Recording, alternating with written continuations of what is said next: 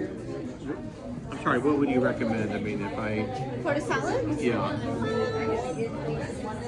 What's this avocado salad? Or salad? And make sure that nothing falls. Yeah. Keep your hands off the plate. I know, and make sure Put it just on the plate. yeah. I feel like my problem is like I am a little clumsy. Oh, good. I think that would. I don't think that would reflect that. Okay, gorgeous. So that would be like the whole thing.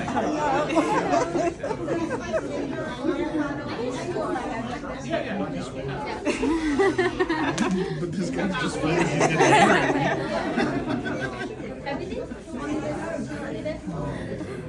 Oh wow. So yeah, so you definitely need to go back. Been a lot of progress. Detail, like the baby's attached.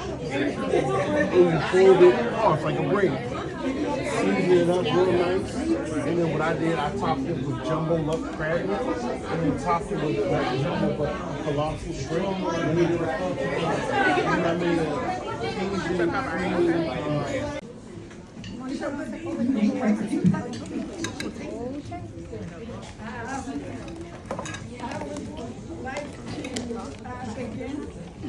Begin with acknowledgement. Michelle.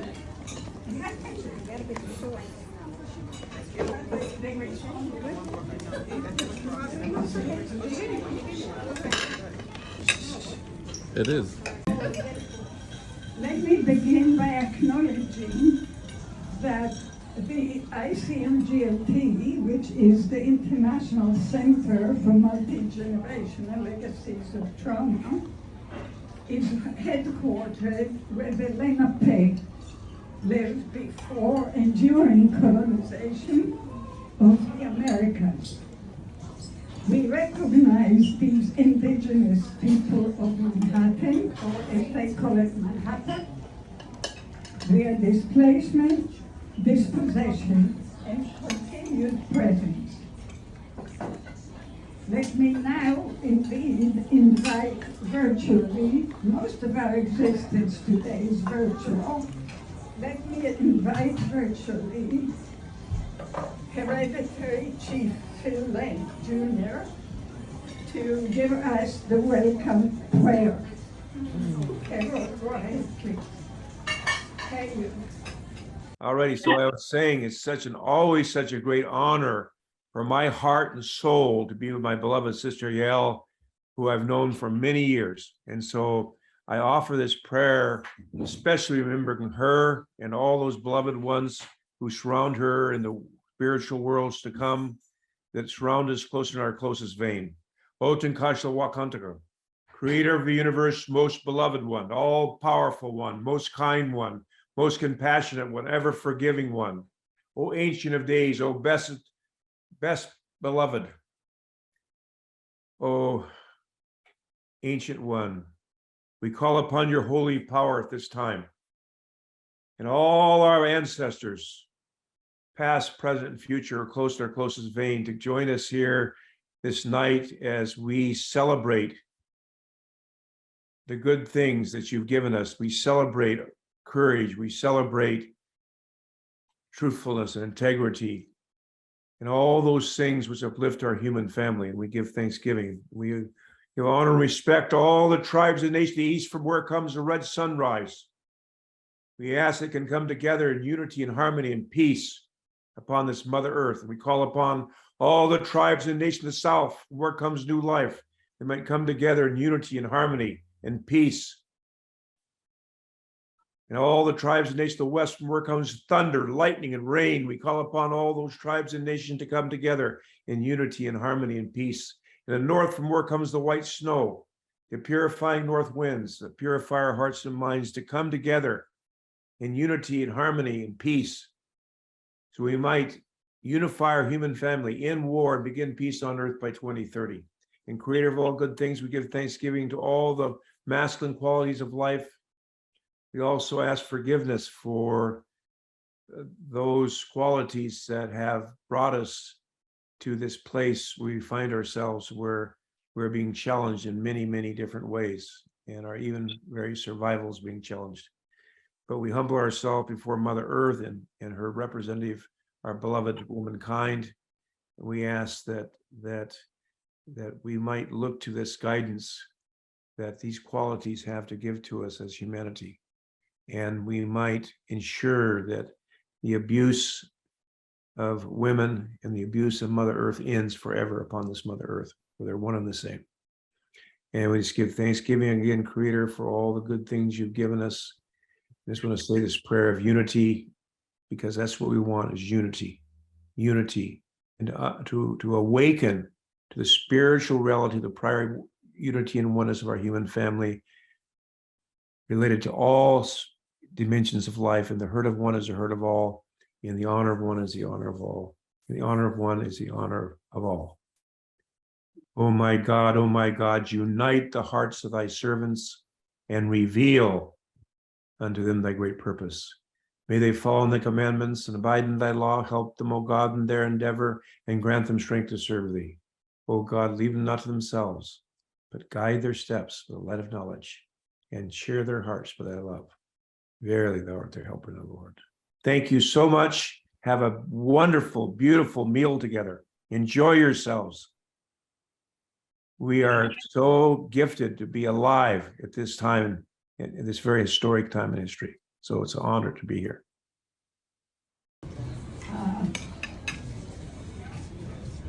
Let me begin by introducing the center to those of you who you'll find something you don't know yet. So the International Center for the Study, Prevention, and Treatment of Multi-Generational Legacies of Trauma, ICMGLT for short, is not a non-for-profit, non-governmental organization, or NGO, it's called UN so-called, to generations and reparative justice. Some of the people here have worked with me and will work with me on that as well in the future. The Danieli inventory, the first scientifically validated gold measure for comparative assessment of intergenerational legacies of trauma, is in numerous languages. And many of the peoples who are represented in this room have been studied or are going to be studied to assess objectively and present the world with, quote, objective scientific results, instead of just do good, please help us, Okay, so everything is geared to action, even though we don't say that. Okay, and everything is geared to advocacy, even though we don't say that. Okay, so get into our head. We have working groups, amazing working groups. Some represented here by their co-chairs. Dr. Marie Lemmy, will you stand up, Marie, of the Haiti working group? You can stand up with the dresses of gorgeous. Jacqueline Murakete, who is like a daughter to me, of the Rwanda working group. And Dr. Michelle Sanders, please stand up. You're all dressed to kill, okay? Michelle Sanders of the Yazidi working group.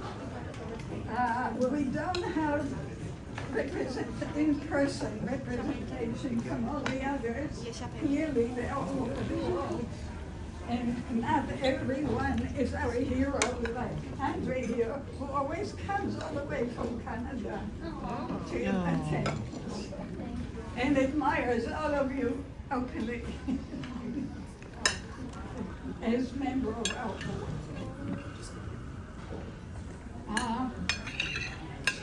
The location and time of others, as I said, prohibits their presence here, but they are fully present in our ongoing work. And for example, our working groups on nuclear issues, that has just had excellent side events at the UN, as Christian can attest. That is Christian Shabbat. He will tell you about himself shortly. And our beloved, astonishing, and of course our Ukraine working group, I will not tell you all of them, you'll find it on the website. And hopefully we will have an album. That is a same suggestion.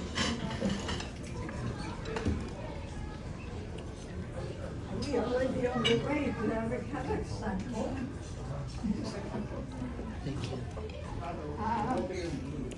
And our astonishing webinar, whose only imperfection is that they don't reach enough people. They don't, because of the prohibitive costs of steady availability of simultaneous interpretation. I will share only one positive example.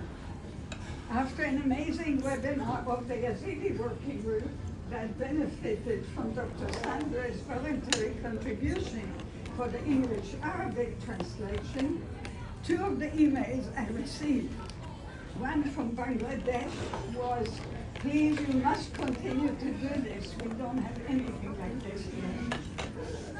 And another, also from an Arabic-speaking country. And finally, I don't feel alone. You know how I feel. So we really have to provide translation steadily in all all available in all relevant languages. For example, the top francophone countries, there's so much need.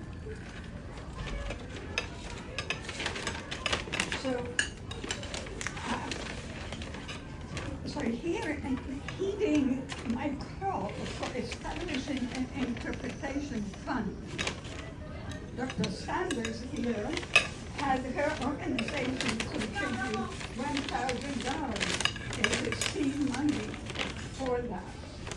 Please be inspired by her generosity and help us further and take this message onward. Again, everything we do is volunteer, so it's not about going money to our work. It's money fully, 100% invested in helping people across the world who simply don't have it otherwise. But you're here tonight for our annual or biannual Repair Awards dinner. Let me take a moment to share the meaning of the Repair Awards before you eat the second course. Oh, because the awards will be after you finish eating. Okay? Oh no, you can eat them, yeah. I'm just trying to make it sound planned. In my many years of work with survivors and offspring of survivors of trauma across the world, I have learned that no matter what form it takes, the children of those survivors, even those born after the trauma, and particularly those born after the trauma, which is really most everyone in this room, if you think about it. Oops.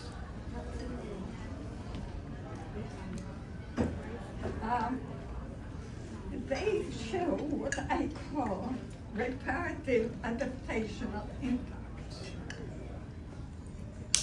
What these reparative adaptational impacts are all rooted in their profound love for their parents and motivated by their profound, often unconscious mission to repair the world for their parents and for themselves. Don't worry, I'm not going to give a lecture on this, even though I'm ready anytime.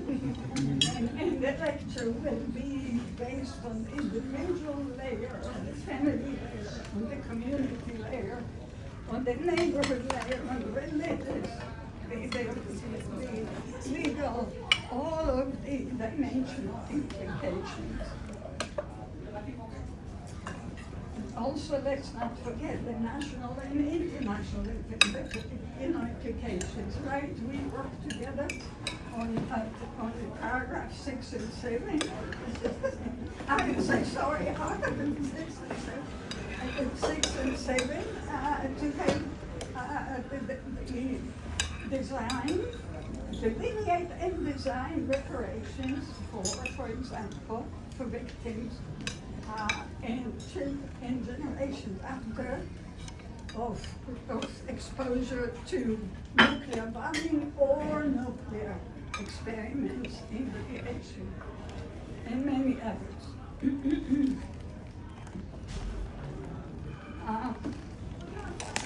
Although very different and unique, different from each other and unique, and from different parts of the world, each of our awardees tonight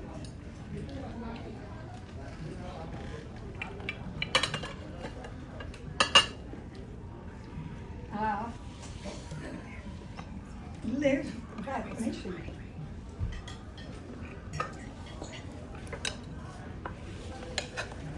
And we are deeply humbled and grateful that they agreed to accept our awards and join with our own repair works.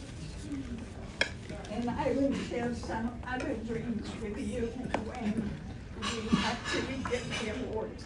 So please continue to feed your body to not just your minds.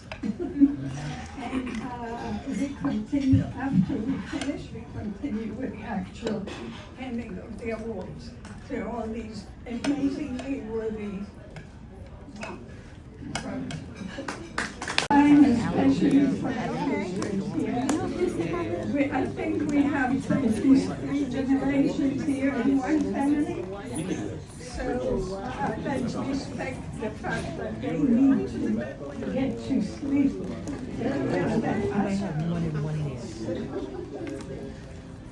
And the first award that we're giving tonight is to Girl Trek.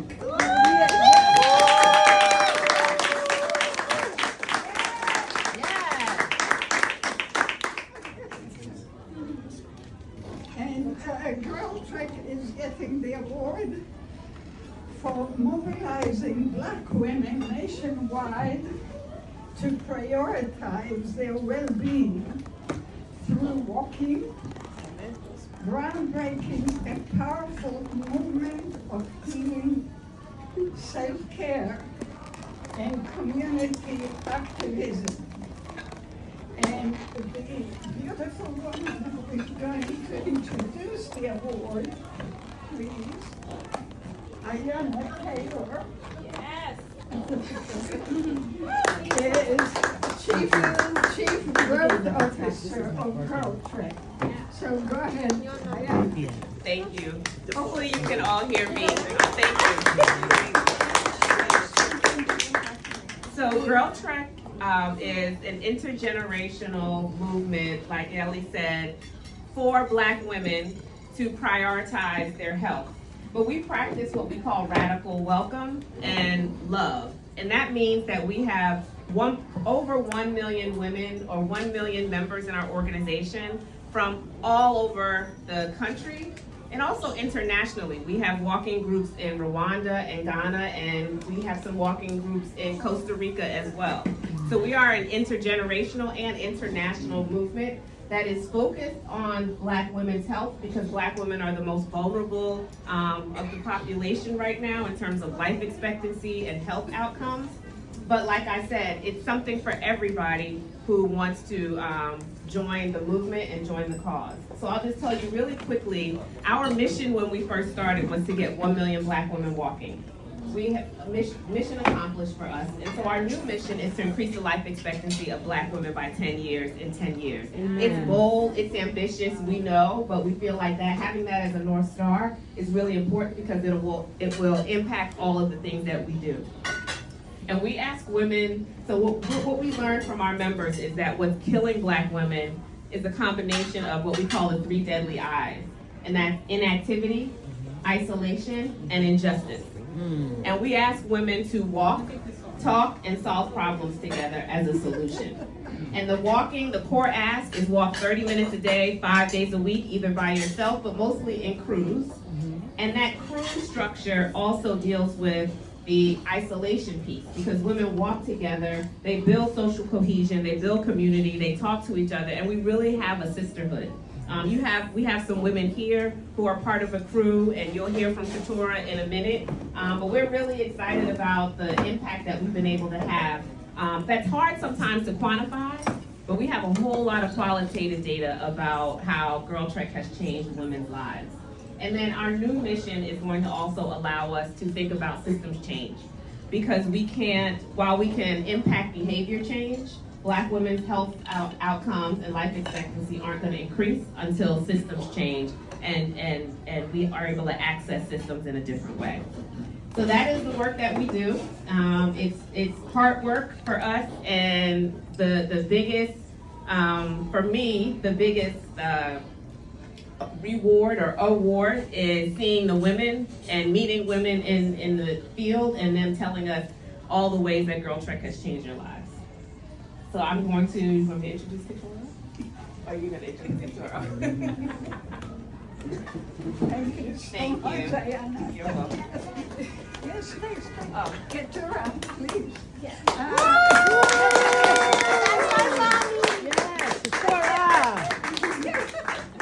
You can see the young generations here too. Please don't miss those. Wonderful. Golly. Okay, so I'm going to. So go ahead, you thing. Can I be messy? All right, That's so. okay. She's a neighbor, actually. She's actually a New Yorker. Yes, I am. Born and raised, Harlem bred. Yes. Okay. So, I was going to quickly say, yes, I am the recruitment specialist for Girl Trek. No, speak so people hear Speak you. so you can hear me. Can you hear me, everybody? Yes. Can you hear me? Yes. Okay. So, in Girl Trek, we say our daughter of stories, so I will start with that. I am the daughter of Monica, the daughter of Shirley, the daughter of Johnny B, the daughter of Jamie, and the daughter of Francis. And tonight I stand before you, deeply humbled and profound, honored to accept the Repair and Leadership Award on behalf of Girl Trek. We received this award with deep appreciation and an even deeper responsibility, knowing that Girl Trek was founded by 2 visionary women, T. Morgan Dixon and Vanessa Garrison, who recognized the harsh reality that Black women are dying faster and at larger rates than any other on the planet due to isolation, inactivity, and injustice. From yet a simple but radical idea that Black women deserve to be well by not just surviving but thriving. Walking as our most basic human act has become medicine, has become our prayer, has become protest, and ultimately become a revolution. So we walk in the footsteps of Harriet Tubman. Yes. We walk in the footsteps of Fannie Lou Hamer. Yes. We walk in the footsteps of Ida B. Wells, Sojourner Truth, mothers and grandmothers who endured the unendurable. And we are daughters learning from their footprints and their footsteps, and we believe in our worth. We walk not just to heal ourselves, but to heal our communities, inspire our daughters, because every step we take reclaims the ground that trauma tried to steal from us, generation after generation. And we know that trauma is not just a personal wound, but it is an inheritance. But we also know that healing is an inheritance also. So every time a Black woman laces up her shoes, she is choosing to pass down something different. She's choosing to pass down health. She's choosing to pass down courage. She's choosing to pass down care and resilience, and most importantly, joy. Yes. So, to be named a repairer is not just a light designation, it is a calling, a sacred reminder that we are not just dreaming of better futures, but we are building them together. So we have, on behalf of 1.5 I'll say 3 million because we growing. Women, I want to extend a heartfelt thank you to Dr. Yael and everyone that's a part of this community. Now, I could not sit down without giving a shout out to my crew of 9 years. I've been walking with these women, and at a time in which I held their hand, they looked back at me, and now they hold my hand every single day of my life. Through everything we go through, we walk together 5 days a week, 30 minutes a day. This life-saving sisterhood has changed my life personally, and it has changed the lives of so many other women across the globe. So for that, I say thank you for this award. But I want to also say, I see your hat. I want to also say thank you for the work that you do. Thank you for the work that you do, and recognizing that Black women are doing the work, and we are putting our feet to the pavement. So you got some more gear. So guys, this is actually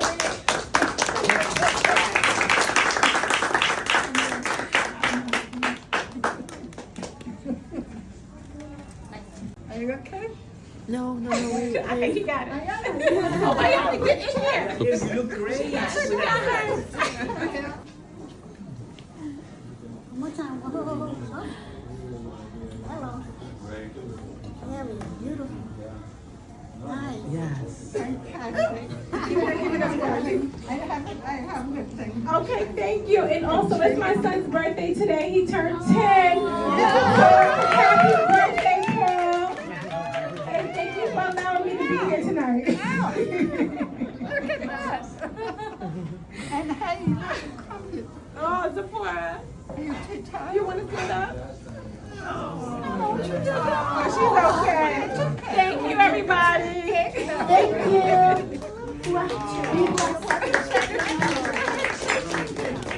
I know your birthday. Your mother wrote me. Your mother wrote me that it's your birthday, and I'm so honored that you're sharing it with us. And by the way, I was given this even though I did not earn this. I will live to earn this. In the United States to Morocco. Oh, wow. And our next award Oh, my God. is to the Mimuna Association Repair Heritage, thank you, Repair Heritage Preservation Award for its dedication to preserving and celebrating Morocco's rich Jewish heritage while fostering intercultural dialogue, mutual respect, and understanding between Muslim and Jewish communities. And the person who will present the award is Dr. Harold Kudler, who is a board member of ICMGLT, the head of the library, a liaison for our library work.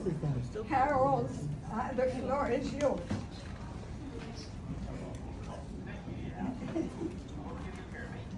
I'm here, darling. Louder. Please louder. We don't hear you. We don't hear you. We can't hear you. You hear us? What's going on? The mic speaker. 1 second.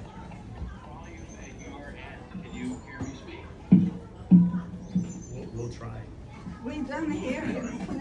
No, it's fine. Yes, I can't control my volume from here. How is it? How is it? Yeah, better, go for it. We getting there? Yes, yes. Excellent. You All look right, great. so let me get this, let me through my introduction. Thank you, yeah. During a recent trip to Morocco, I had the good fortune to attend a presentation by Abdou El Kitabi, head of the education department of Mimuna.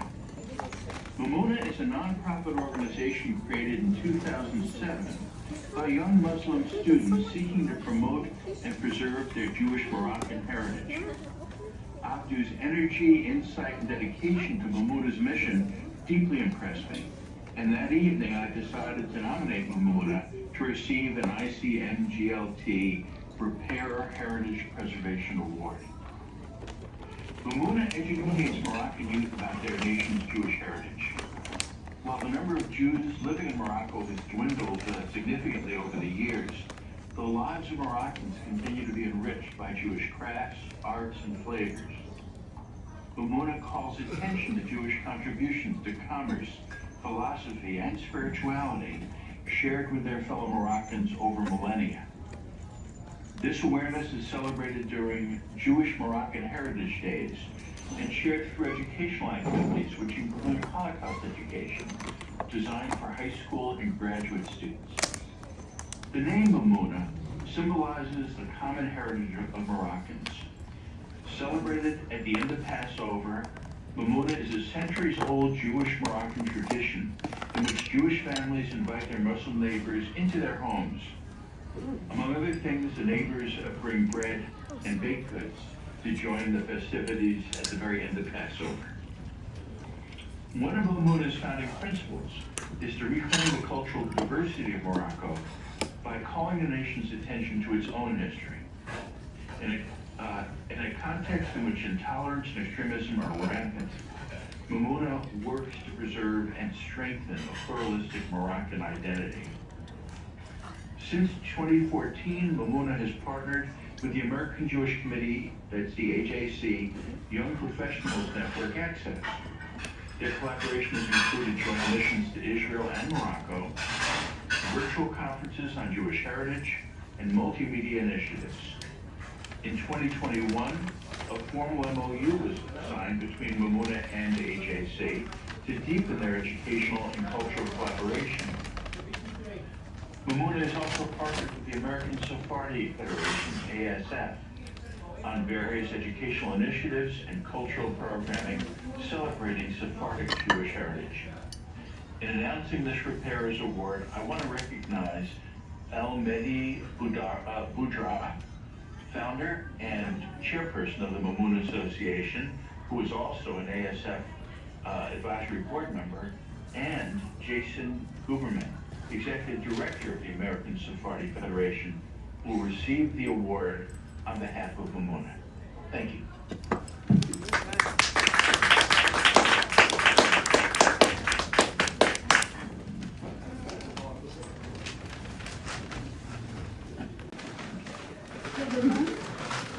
Executive Director of the American Sephardic Association.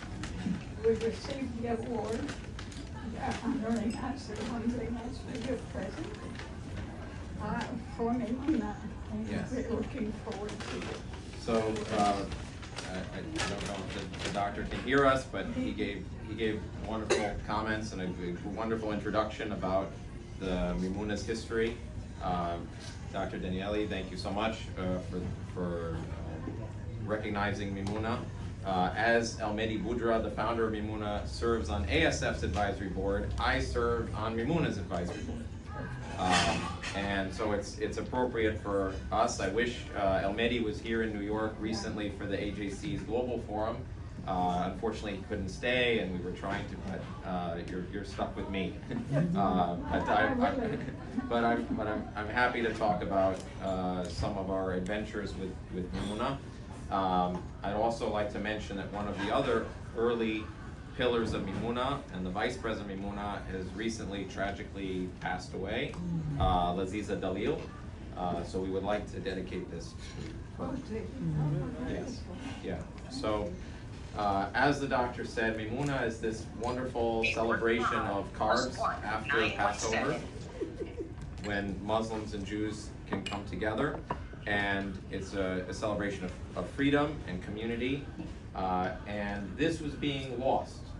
And Laziza and El-Mehdi had many examples of this that they were experiencing. El-Mehdi, his grandmother, would cook Jewish recipes. And there were no Jews anymore in the neighborhoods where he was growing up. Laziza was actually in France studying and was living in a Jewish neighborhood, and an elderly French woman said the neighborhood was cleaner when the Germans were here, thinking that Laziza was Jewish. And Laziza said, if this can happen in France, where there's so many Jews in Paris, what's going to happen in Morocco, where we have a dwindling? So the idea was started at El Aqouin University in the north in 2007.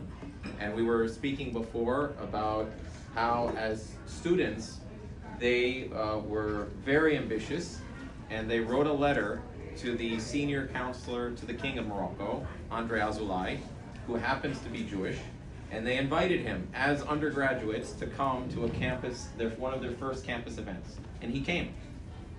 So they reached for the stars, and he came. From that point on, they built a community. They did various events. They created Moroccan Jewish Days, the Moroccan Jewish Caravan. When I came to the ASF, I had already been working with them on a project called Diarna, digitally documenting Jewish historical sites in Morocco and throughout the Middle East. So we had already been working together. When I came to ASF, we formalized our partnership, and we brought the Moroccan Jewish Caravan to the Spanish and Portuguese synagogue, Sharif Yisrael in New York. And then it grew from there. This is actually going to be 10 years that we've worked together on the New York Sephardic Jewish Film Festival, co-presenting it. In the last 5 years, we've developed the Jewish Africa Conference, which began in New York and then went to Morocco and now to South Africa to have this conversation about the past, present, and future of Jewish life in Africa. My colleague Almedi brilliantly proposed naming the award for Moses. So Moses, the African Jewish Leadership Award. Moses from the Bible, he means. Yes. Not any Moses. Right, not any Moses. The original Moses, who was also an African leader. Was the Prince of Egypt. You better say that. So we've done that together. We recently had the 3rd edition in Cape Town in South Africa. We have developed a program to provide, with the support of the U.S. government and U.S. taxpayers, to provide this Moroccan Muslims who grew up in the Jewish neighborhoods that have no Jews today, to give them pride and to teach them how to make those who have this aptitude, to teach them artisanal skills. So there's an exhibit of their Judaica that was in Morocco and in New York and is in Mexico and has now been traveling. And many, many, many other things. I would just say that Mimuna is a wonderful organization. They do incredible work. They're true friends. This has been an effort that many of them have personally been persecuted for doing this kind of work, and they've persevered, always. So we're very grateful for this recognition, and on behalf of Almedi Boudra, and in honor of Laziza and the Mimuna Association and the American Sephardi Federation, our joint efforts together, thank you so much. Thank you.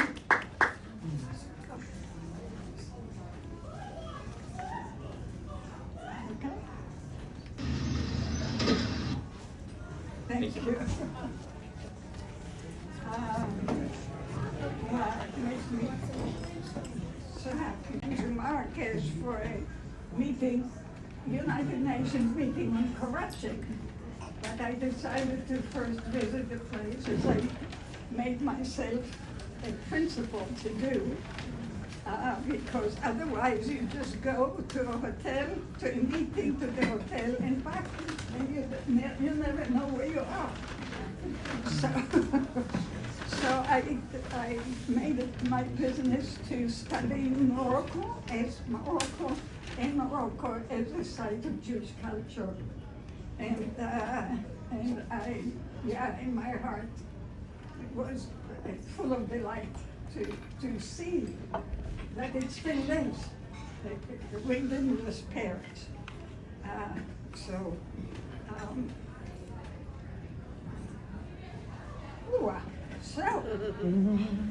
now you're going to have a retreat, as if this was not forget. Our next awardee, oh, I forgot the piece of art at home. Our next awardee is Carrie Peck Kuyukov, who is receiving the Repair Excellence Award for transforming his birth without arms due to nuclear radiation exposure to nonetheless continuously creating powerful artwork to advocate for worldwide nuclear disarmament. One of my heroes, this is Harry Peck. We have the honor of the presence in person of Mr. Azamat Keralda to receive the award physically, but because Harry Peck is so beloved, we have a whole bunch of videos of youngsters that we know very well who decided that they have to say why and what, etc. So the first video, here we go, you know our friend, Edgerin, St. Technova, and Yerdaland. Rahmatullah, we just had lunch together not a long time ago in March, who are co-founders of the Kazakh Nuclear Frontline Coalition. And please, let's listen to their video. Hello everyone, my name is Aygerem Shitenova. And I'm Yerdolet Rahmatullah, and we're the co-founders of Kazakh Nuclear Frontline Coalition, also known as Askhak Koalitsiyasi. Today we're happy to nominate our Goodwill Ambassador, Mr. Karibek Kuyukov, for the Repair Excellence Award by the ICGMLT. And we're happy that Karibek Kuyukov's legacy as an outstanding anti-nuclear veteran, an activist, and an artist keeps us motivated to achieve the world free from nuclear weapons. Let's keep advocating together for the nuclear justice around the world. Thank you. Rahmet. This is Indira Weaver, who is a representative of nuclear affected community and a member of QNFC. Hello, Indira, and I see you standing near Harry Peck's work. Good evening, ladies and gentlemen. My name is Indira Viva, and it is a great honor for me to introduce Mr. Karibek Kuyukov, the recipient of the Repair Excellence Award 2025 from the International Center for the Study, Prevention and Treatment of Multigenerational Legacies of Trauma, founded by Dr. Daniele. Karibek is a well-known Kazakh malt artist. He was born with missing arms as a direct result of the genetic mutations from exposure to nuclear radiation. 456 nuclear tests were conducted for 40 years by the former Soviet Union at the Semipalatinsk nuclear test site in Kazakhstan. In the air, overground and underground. You can imagine how these hundreds of tests have impacted the local community and the environment. By the time Karibek was born, his parents had already lost 2 babies in infancy for the unknown to them reasons.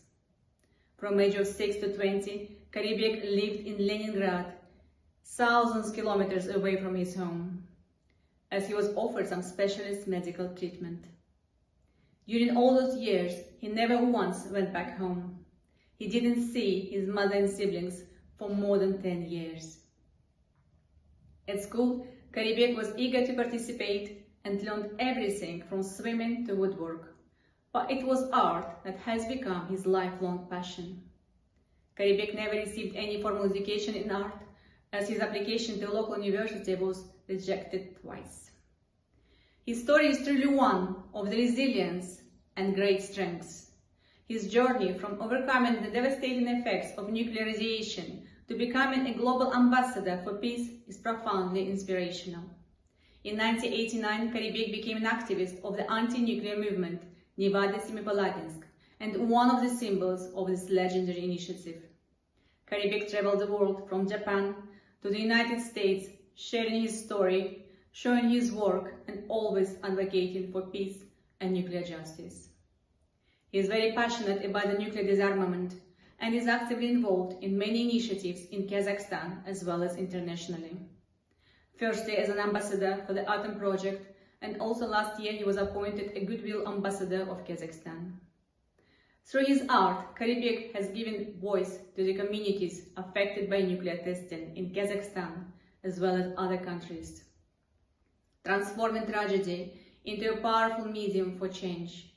His paintings that he creates, holding a paintbrush in his mouth and helping with his feet, portray both sorrow and hope, reminding us of the long-term multi-generational consequences of nuclear weapons, whilst inspiring action towards a safe, peaceful future. His today's recognition with the Repairer Excellence Award 2025 is a truly and well-deserved testament to all his work dedicated to peace. Thank you for your attention and enjoy your evening. The night, and because it's the middle of the night in Kazakhstan, here we go. Karibek himself sent us a video, and so please, it will be with subtitles in English. Sorry, that's the best we can do for now. Go ahead, please.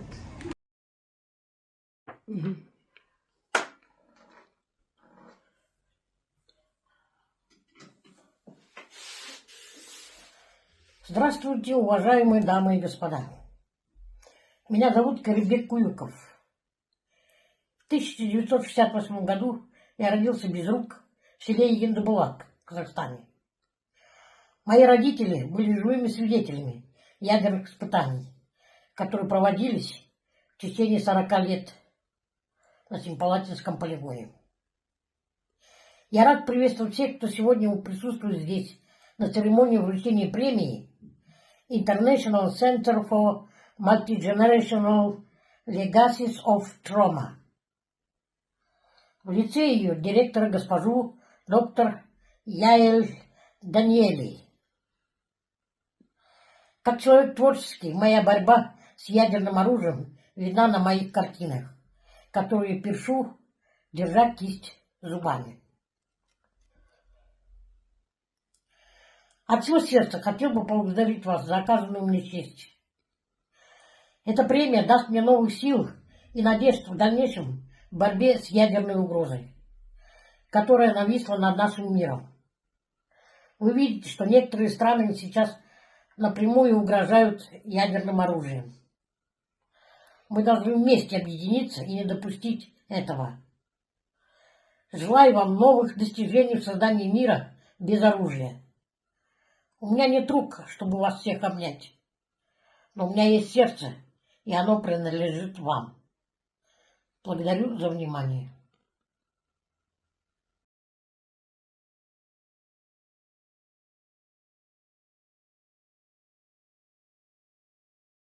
The Kazakhstan mission to the United Nations.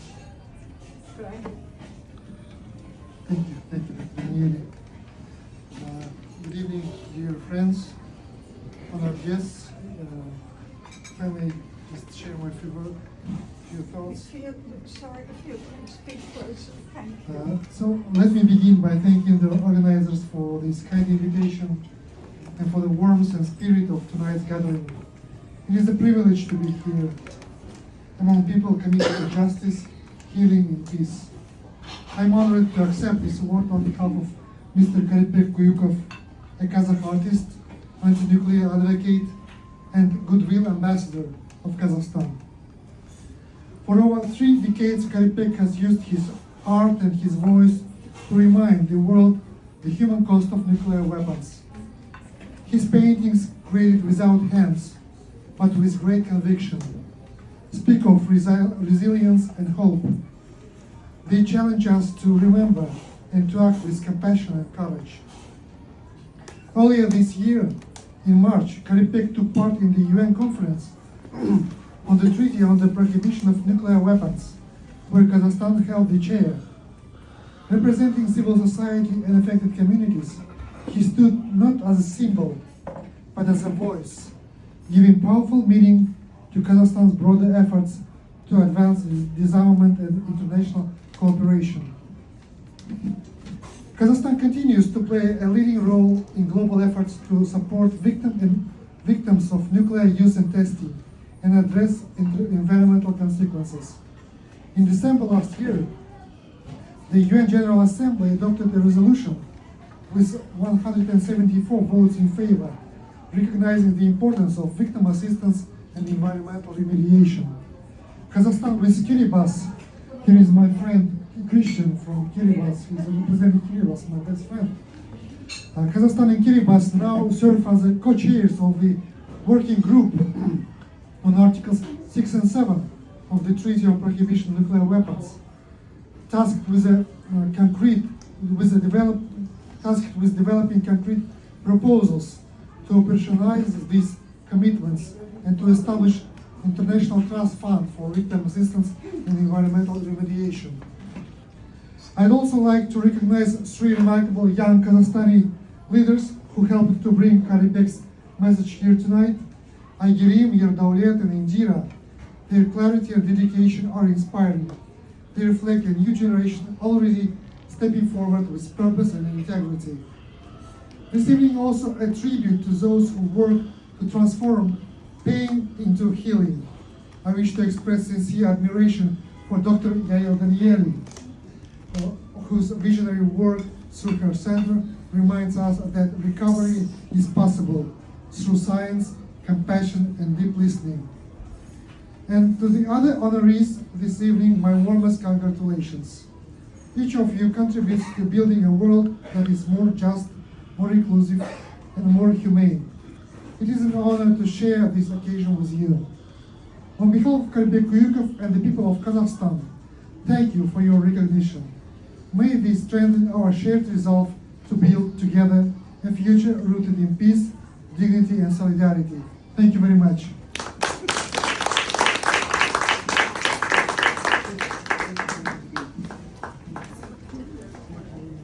Thank you very much for being here with us. And we continue to work together and we care about it. Thank you. Thank you.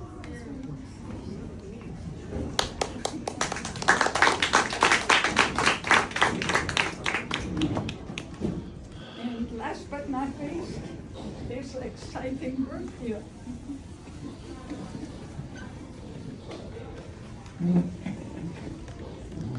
It's our award for. God bless you. Thank you. Ayana is stuck with you.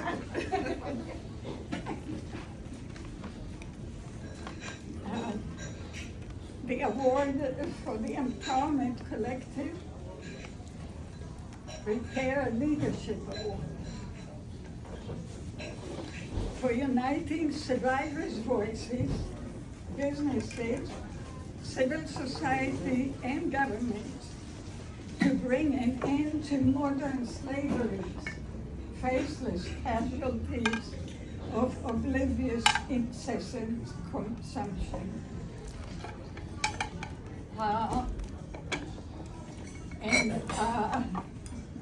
The beautiful young woman who is going to introduce the award is Adeline Dad, who is the executive assistant of Empowerment Collective. They seem to have only beautiful women. And I forgot to locate you geographically. This began in Nepal. So in case you doubt the internationality of the center, here you are. Yes. Adeline. I think we'll start with the video and then I'll say a few words afterwards. Go ahead, it's yours.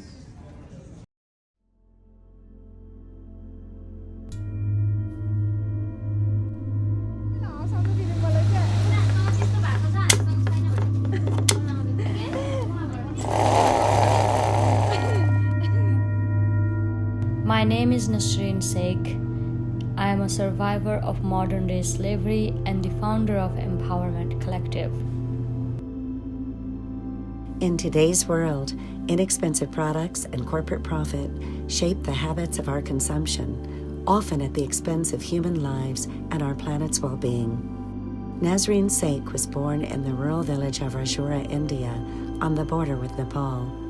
Her exceptional resilience provided the strength to overcome childhood trauma, and today she is an entrepreneurial advocate for disadvantaged women, an international public speaker, and a leading voice for human rights. In my village, births are not documented. I do not know my birthday or my exact age. I grew up believing that girls and women are commodities, not human beings. When I was about 9 or 10 years old, I went to work in Kathmandu. I lived and worked in a 10 by 10 sweatshop with 6 other people for more than 2 years. When the sweatshop closed, I found myself living on the streets, but it was there that I met a kind man, Leslie John. He was a scholar who spoke many different languages. I became his one and only student. When I was about 14, Leslie helped me acquire my first loan for sewing machine. Soon afterwards, I met Rita. She spoke my village language and was living on the streets. When Rita asked for help, I taught her how to sew. This was the beginning of my work. According to the United Nations, as of 2022, 49.4 million people live in modern-day slavery, and over 70% of them are women. The Empowerment Collective's contribution to the global effort to end modern-day slavery takes a grassroots approach, building relationships and creating long-term generational healing. Empowerment Collective is dedicated to raising global awareness and providing marginalized women in Nepal and India the support and skills they need to ensure their self-sufficiency and dignity. At our empowerment centers in Kathmandu and Tarai, women receive training in vocational skills and health education. They graduate with the confidence to become artisans, mentors, and entrepreneurs in a transparent and fair trade industry. We invite you to join the growing movement of conscious consumption. Let's choose products created with full supply chain transparency that are made with care for our beautiful planet.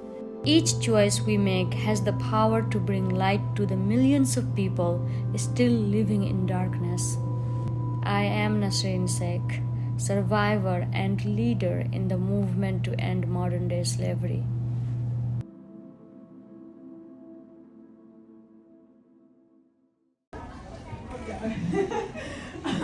I'll keep my comments brief because I think the video did a great job summing up just the resilience and strength and dedication that it took to create Empowerment Collective into what it is today. But something the video didn't mention that I think is really critical to what makes Empowerment Collective so powerful is that this is a 100% survivor-led organization. I'm honored to be here today as an ally representing or introducing Empowerment Collective and supporting Nasreen and all the other amazing survivor leaders that have stepped up into these positions and are creating the solutions, because truly what I've learned through working with Empowerment Collective is that those closest to the problem are always closest to the solutions.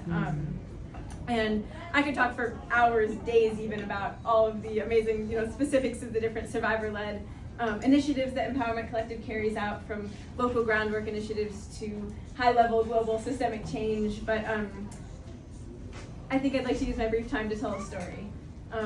I lived and worked with Nasreen and the other Empowerment Collective members of the Empowerment Collective team in Nepal for a little bit, and there was one day near the beginning of my time there that really stuck with me as the day when I realized what it's all about. Nasreen and I were walking around the streets of Kathmandu.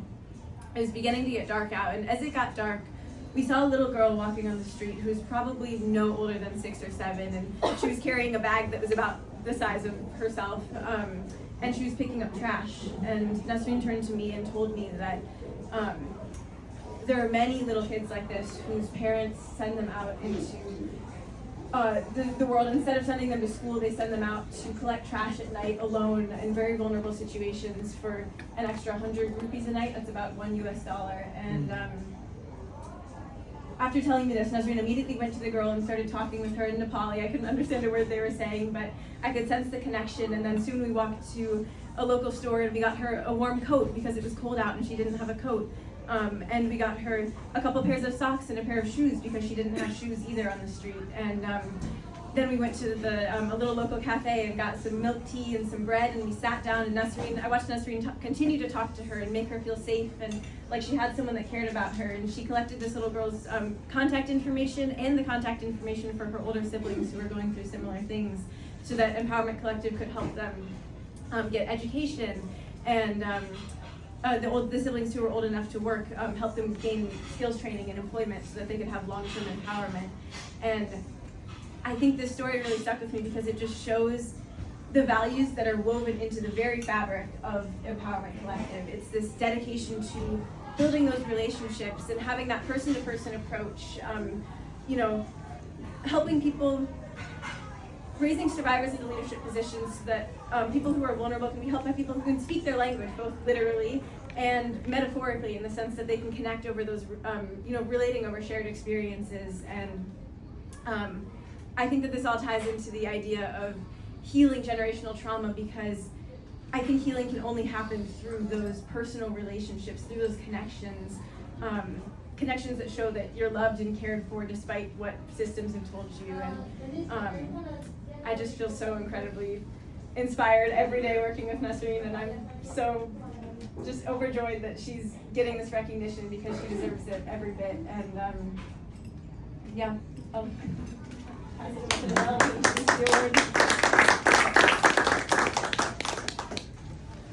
And to accept the award, the very beautiful founder of Empowerment Collective, Nasreen Sheikh.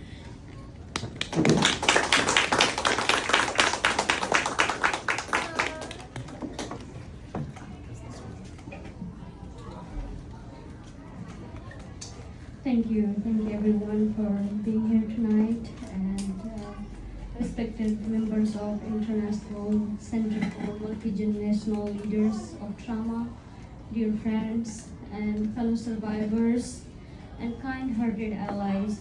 Thank you for this sacred space to be seen, to be heard, and to stand in the light of your compassion and courage. Your presence here today is a living proof that healing is not only possible, it is already happening right here in front of you. And as I come from where I come from, you saw the story. I was born in a forgotten village on the border between Nepal and India, a place so remote that it has no name on the map. I was born without a birth certificate, without a passport, without a legal identity. Like millions of children born into the extreme poverty, I came into this world invisible. But when I was about 9 years old, I escaped sweatshop in Kathmandu, where I had been forced to sew clothing, endless hours in silence, without sunlight, without schooling, without any basic human rights. I don't know the world slavery back in time, but when I think of my life, I felt like I lived through it, and I was one of that. And yet, even in those darkness, something sacred that lived, that I believe that we all have that, a seed of a strength, knowing that my life was not meant for more than survival. With that strength, I built something no one thought was possible. I started local women's handicrafts only the age of 14, 15 to help other women like me who had once been voiceless. Then I also founded Empowerment Collective, a non-profit organization in the US, led and titled completely, as Adeline said, 100% by modern slavery survivors. We fight for the 50 million people still trapped in slavery today, and we fight from the inside out, because survivors must lead. At the Empowerment Collective, we stand for 7 key human rights: access to nature, clean water, nourishing food, safe housing, education, healthcare, and technology. These are not luxuries. These are what every child deserves and what every adult must defend. But I'm here to share something deeper, something I believe to my core, that trauma is not only a wound, it is also a superpower. Those of us who have lived through generational trauma are carrying more than pain. We are carrying blueprints.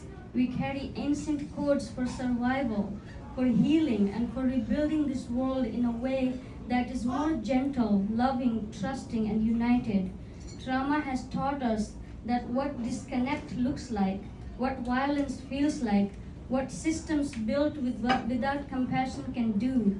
And because of this, we are uniquely gifted to lead the way toward collective healing. We are living in a time of global crisis, ecological, humanitarian, and spiritual. So many decisions are being made by power structures that are disconnected from the lived experiences of the majority of the people on this planet. But survivors know that what it means to live on the margins. We know what it means to carry pain in our DNA and still rise with our hands open to others. This is why survivor leadership must be the next gateway, not just in a social justice, but in all systems, education, policy, environment, technology, because only those who have truly known injustice can show us how not to return to it. Our stories are not just stories, they are roadmaps. What moves me deeply about your work, Dr. Gail Daniel, and the mission of ICMGLT is your profound of understanding that trauma does not stop with one generation. It echoes, but so does healing, so does love, and so does transformation. So to the ICMGLT family, thank you for daring to go into the dark places. Thank you for listening to voices like mine. You are not just an allies, you are a bridge builders, you are healers and your family. Thank you so much, and in behalf of 5,070 women, we have got you a very special gift that these women make to honor you, because what you have done for the world, I have a huge respect for you.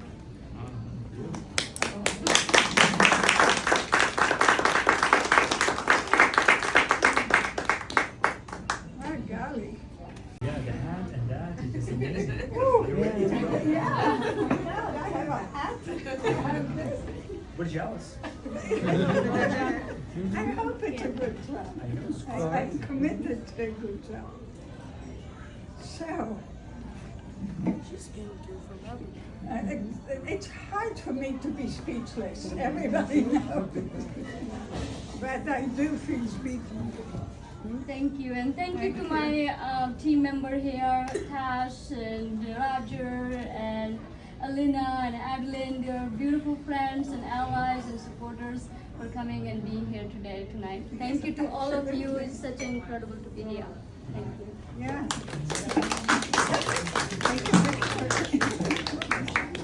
Unacknowledged in the world.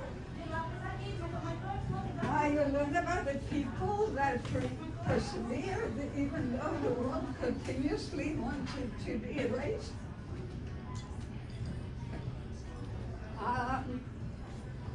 What can I say? We learned this is a small room in a small restaurant in New York City, and you have so much of the greatness of humanity right here this minute.